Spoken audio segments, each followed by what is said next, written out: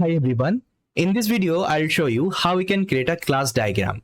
See, class diagram is super important concept inside interview. So if you attempt any kinds of interview, you will see this kinds of diagram. So whenever you are working with OOP, that means object oriented programming, you also need to know how to create a diagram of that particular class. Let's say previously I have created one class, I think remember, called ATM machine. Now, if I want to represent this particular class in a diagram, how to do it?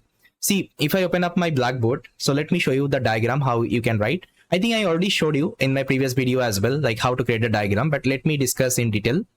See, first of all, you will see this kinds of actually box.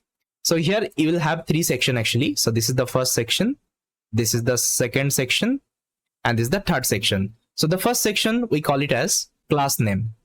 Okay, class name. The second section, we call it data property.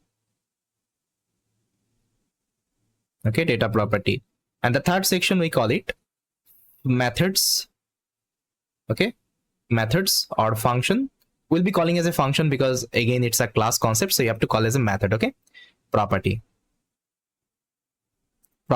So here you will see these three blocks. Now in the first block you have to write the class name. Let's say I had created this ATM machine, right? So it was a ATM machine. The name of the class I have created ATM machine. And inside that data property wise, I had taken actually two data property, I think remember, called pin and balance. So pin and balance. Okay, pin and balance. And how many function, that means method property was there?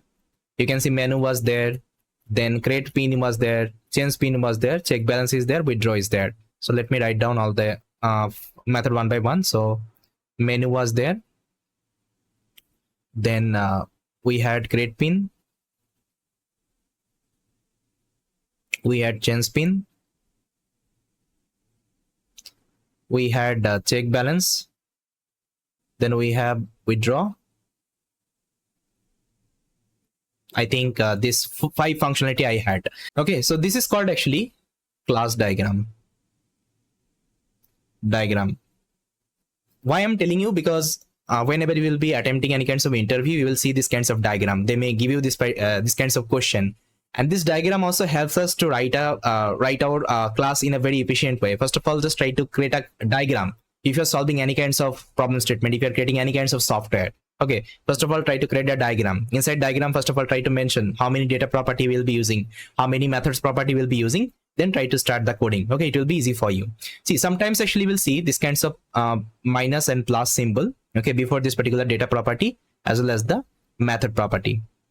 Okay, so what does it mean of this particular plus and minus? See, I'm going to discuss these things in detail, okay, going forward, but as of now just try to consider minus means this is a private property. Okay, it's a private property or private data or private variable you can talk about, and plus means it's a public one. Okay, it's a public property.